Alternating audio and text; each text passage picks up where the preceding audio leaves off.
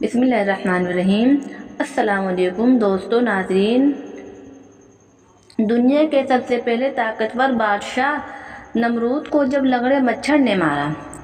دنیا میں صرف 4 لوگ گزرے ہیں جنہوں نے ساری دنیا میں حکومت کی۔ ان میں سے 2 مومن اور 2 کافر بادشاہ تھے۔ 2 کافر بادشاہ نمرود اور بخت نصر تھے۔ یہ دونوں عراق کے بابل شہر کے حکمران تھے۔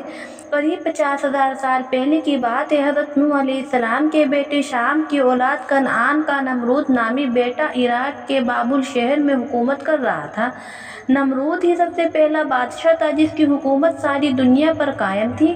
نمرود ہی پہلا شخص ہے جس نے سر پر تاج رکھا۔ اس سے پہلے کسی حکمران نے سر پر تاج نہیں سجایا تھا۔ نمرود کے محل اور راجدھانی بابل میں ڈھیروں بت تھے جس میں نمرود کا بت سب سے اونچا اور عالیشان تھا۔ باقی دیوی دیوتاؤں کی مورتیاں چھوٹی تھیں۔ اس کا مطلب وہ خود کو سب کا خدا مانتا تھا۔ حضرت ابراہیم علیہ السلام جن کی یاد میں ہم قربانی کرتے ہیں، انہوں نے نمرود کو ایمان کی دعوت دی۔ نمرود کو بہت سمجھایا، الٹا اس نے آپ کو آگ میں ڈلوا دیا۔ حضرت ابراہیم علیہ السلام آگ میں بھی نہ جلے۔ یہ معجزہ دیکھ کر بھی بابل کی گمراہ قوم اور بدکمبخت نمرود ایمان نہ لا سکے۔ اس حادثے کے بعد ابراہیم علیہ السلام نے بابل شہر چھوڑ دیا۔ اپنے بھتیجے لوط علیہ السلام بیوی سارہ کے ساتھ مصر ہجرت کر گئے۔ شرکت نمرود نے سوچا ساری دنیا میں تو میری حکومت ہے، کیوں نہ میں اللہ سے جنگ کر کے آسمان پر بھی قبضہ کیا جائے۔ نمرود نے بابل شہر کے باہر آسمان سے باتیں کرتا ایک بہت اونچی مینار تعمیر کروائی اور معاذ اللہ رب العالمین کو جنگ کے لیے للکارا۔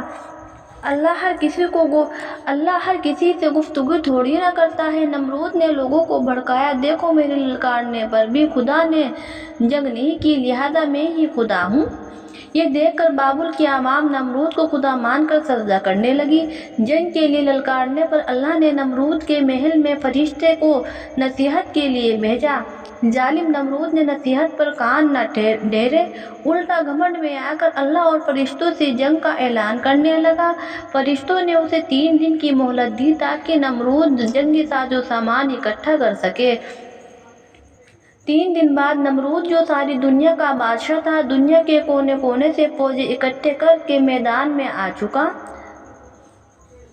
اللہ ایسے ظالموں سے بدلہ لینے کے لیے جو گھمنڈی اور شرکت ہوتے ہیں اپنے طاقتور فرشتوں کو نہیں بھیجتے بلکہ اپنی سب سے کمزور شے کو بھیجتے ہیں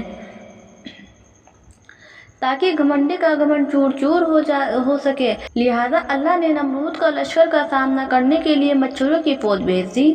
کروڑوں اربوں مچھروں نے چند گھنٹوں میں نمرود کی تمام فوج کا سارا خون چوس لیا، جس میں گوشت بھی باقی نہ چھوڑا۔ نمرود کی ساری فوج مچھروں کے حملے سے ماری گئی۔ مچھروں میں سے ایک لنگڑے مچھر کو اللہ نے حکم دیا کہ جاؤ نمرود کی ناک کے راستے اس کے دماغ میں داخل ہو جاؤ۔ اللہ کے حکم سے لنگڑا مچھر نمرود کے دماغ میں گھس گیا۔ لنگڑے مچھر نے نمرود کے دماغ کی نسوں میں ٹھکانہ بنا لیا۔ مچھر کے کاٹنے سے گھمنڈی نمرود کا سر درد سے پھٹنے لگتا۔ وہ درباریوں اور نوکروں سے اپنے سر پر جوتے پٹواتا تاکہ اسے سر درد میں راحت ملے۔ اس طرح بابل کے خدا کی اسی کے دربار میں شرعام پٹائی ہوتی تھی۔ سر پر جوتے کھاتے کھاتے نمرود کو زمانہ گزر گیا اور لنگڑے مچھر نے اس کا جینا حرام کر دیا۔